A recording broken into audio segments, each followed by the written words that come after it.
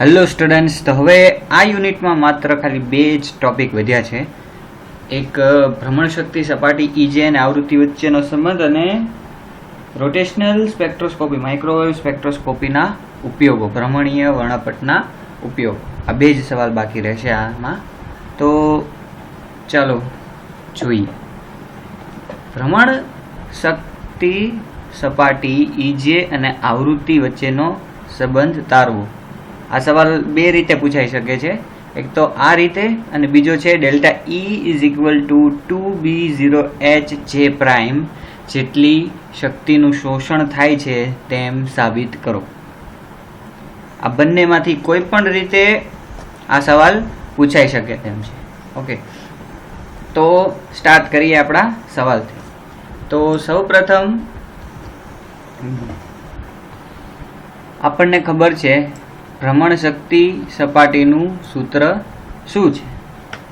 It is EJ is equal to h² upon 8π² I into J into the bracket J+1. આ આપણું ભ્રમણ શક્તિ સપાટીનું સૂત્ર છે. એટલે કે ભ્રમણ શક્તિ સપાટી હશે કોઈ પણ, તેમાં કેટલી શક્તિ છે તે જાણવા માટેનું સૂત્ર છે, બરાબર. તેને આપણે જેથી બતાવીએ છીએ. J0 1 J2 3 એવી રીતે કોઈ પણ રીતે. હવે માનો કે આ સૂત્રમાં આપણે h/8π² I ને b0 તરીકે લઈ લઈએ. તો આ સૂત્ર ઉપરનું સૂત્ર સમીકરણ 1 આ રીતે થઈ જશે. hb0 j into J+1. હવે માનો કે કોઈ બીજી ભ્રમણ શક્તિ સપાટી છે જે પ્રાઇમ છે. તો જે પ્રાઇમ માટે આ સૂત્ર કેવું થશે? આ રીતે થશે. જે પ્રાઇમ બીજું કશું નથી પણ કોઈ બીજી શક્તિ સપાટી છે. માનો કે J0 એ J છે તો J1 આપણે J પ્રાઇમ તરીકે લઈએ. તો J પ્રાઇમ જે છે એ શું થશે? J prime is equal two J+1 એવી રીતે આપણે કહી શકીએ. હવે આગળ જોઈએ. સમીકરણ 3 માંથી સમીકરણ 2 ને બાદ કરતા. શું કામ? કારણ કે ઓવરઓલ આપણે શક્તિનો તફાવત જોવાનો છે, બરાબર. તો EJ prime divided by EJ એટલે બે શક્તિ સ્તર વચ્ચેની, બે શક્તિ સપાટી વચ્ચે કેટલી ઉર્જા રહેલી છે તે ફાઇન્ડ કરવાની છે. તો બરાબર, delta E is equal two EJ minus EJ prime minus EJ એટલે શું થશે? બે શક્તિ સપાટી વચ્ચેનું ઉર્જા, એની ડેલ્ટા E છે, બરાબર. તો હવે એને આપણે સમીકરણમાં મૂકીએ તો શું થશે? hb0 j prime J+1 minus hb0 j into J+1 થશે. હવે આને આપણે ડેલ્ટા E તરીકે પણ બતાવી શકીએ. તો delta E is equal two આમાંથી hb0 કોમન નીકળી જશે. તો hb0 into the bracket J+1 minus J into J+1 થશે. હવે આપણને ખબર છે J prime is equal two J+1 છે, બરાબર. અહીંયા આપણે જોયું હતું કે J prime is equal two J+1 હોય તો એની કિંમત આપણે અહીંયા મૂકીએ તો અહીંયા શું થઈ જશે? J+1 into J'+1 minus J into J+1. તો હવે આમાંથી કોમન શું નીકળી જશે? J+1 કોમન નીકળી જશે. તો J+1 ને આપણે કોમન કાઢીએ તો ઇન્ટુ શું વધશે? J'+1 minus J.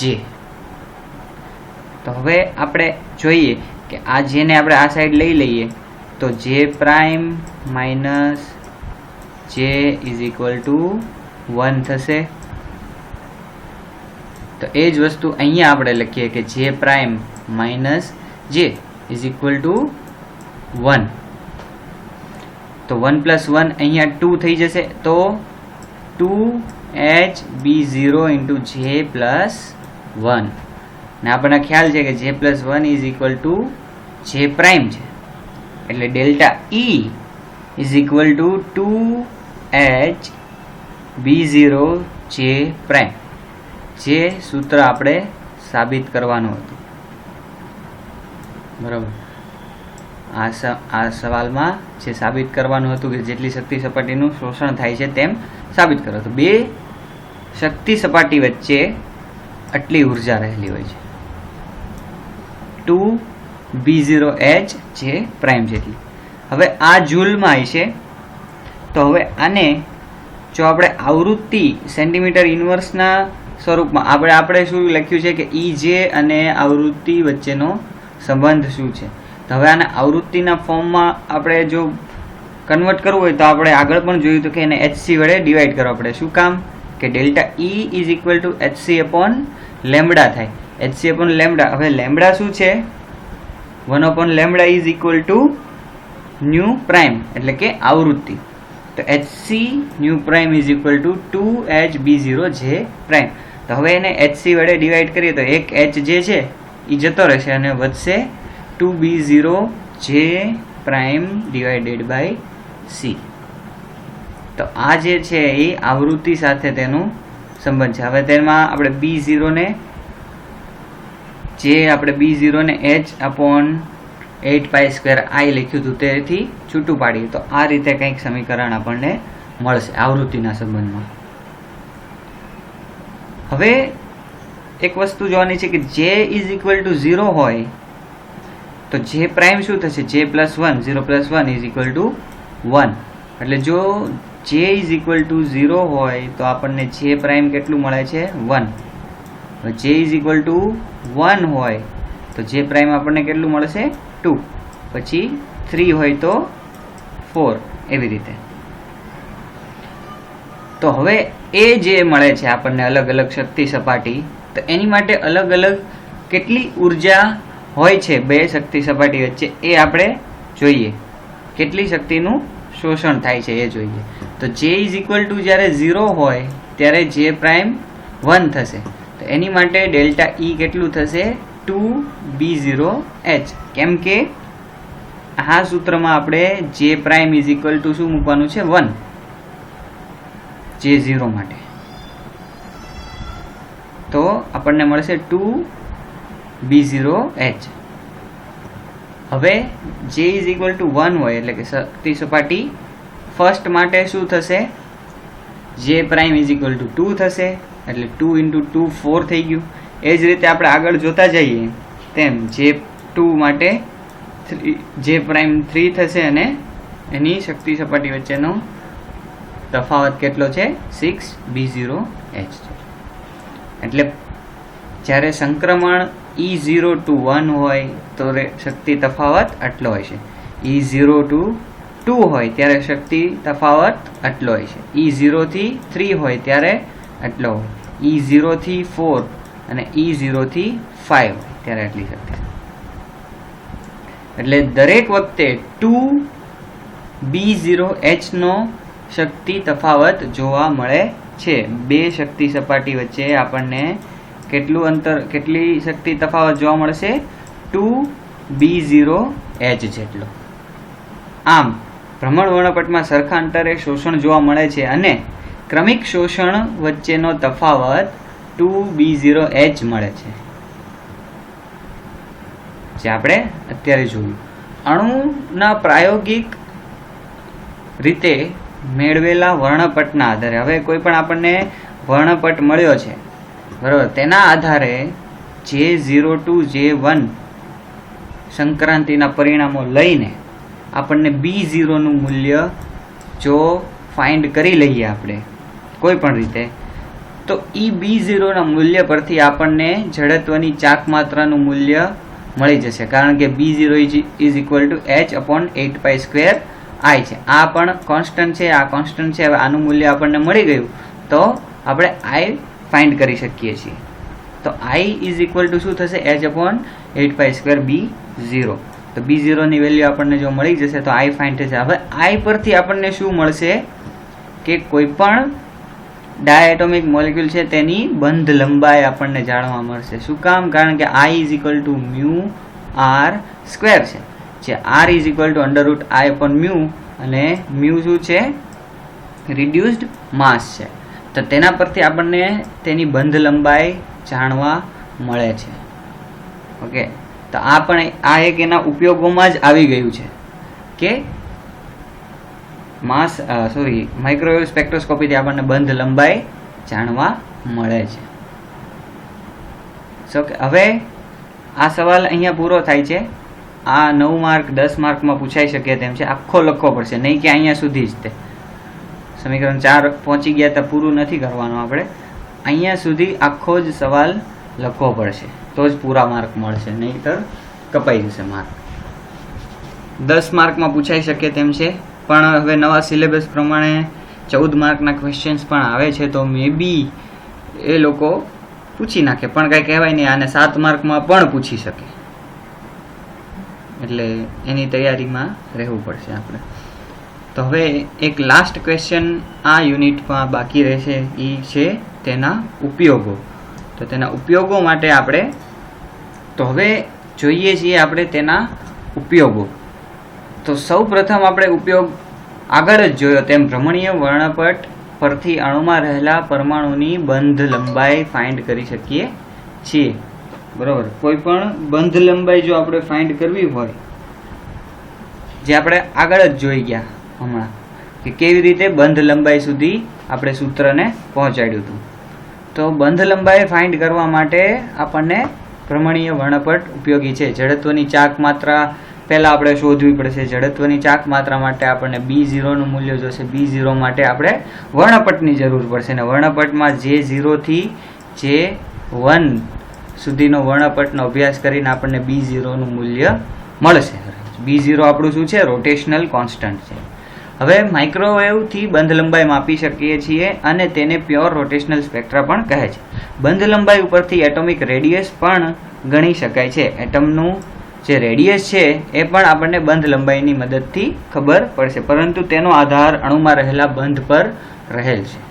બરાબર, બંધ લંબાઈ પર જ બંધના ગુણધર્મો રચાયેલા છે, જે આપણે જાણીએ છીએ કે જેવી પ્રકારનો બંધ હોય છે તે જ પ્રકારના તેના ગુણધર્મો હોય છે. અને બંધ લંબાઈ એટોમિક રેડિયસથી જુદી પડે તો તે બંધને આપણે નોર્મલ ન કહી શકાય, જેનું એકમાત્ર કારણ શું છે? રેઝોનન્સ. હવે સેકન્ડ ઉપયોગ શું છે? માઇક્રોવેવ વર્ણપટથી અણુના આંતરિક બંધનો અભ્યાસ કરી શકાય છે. સેમ વસ્તુ જ છે, પણ ખાલી અલગ રીતે કીધું. આ બંધ લંબાઈની વાત થાય છે. હવે આ આંતરિક બંધ એટલે તે અણુમાં રહેલા આંતરિક બંધ એટલે તેના ગુણધર્મો વિશેની માહિતી પણ આપણે મેળવી શકીએ છીએ. હવે થર્ડ છે ઇફેક્ટ ઓફ આઇસોટ્રોપિક સબસ્ટિટ્યુશન. શું છે આ effect of isotropic substitution? Effect of isotropic substitution નક્કી કરી શકાય છે. હવે માનો કે કોઈ એક પદાર્થ છે HCl. હવે આમાં આંશિક ધનભાર છે, આમાં આંશિક ઋણભાર છે, એટલે કે તે પરમેનન્ટ ડાયપોલ મોમેન્ટ ધરાવતા છે, અને એનું કંઈક પણ માઇક્રોવેવ સ્પેક્ટ્રા મળશે. એનો રોટેશનલ કોન્સ્ટન્ટ હશે B, એની કંઈક જડત્વની ચાક માત્રા છે. હવે આ અણુની જડત્વની ચાક માત્રા I જે છે એ કેવી છે? μr² છે, જેમાં મ્યુ શું છે? રિડ્યુસ્ડ માસ, એટલે કે m1 m2 divided by m1 plus m2. તો હવે ઇફેક્ટ ઓફ આઇસોટ્રોપિક સબસ્ટિટ્યુશન શું છે? હવે કોઈ પણ જો પરમાણુ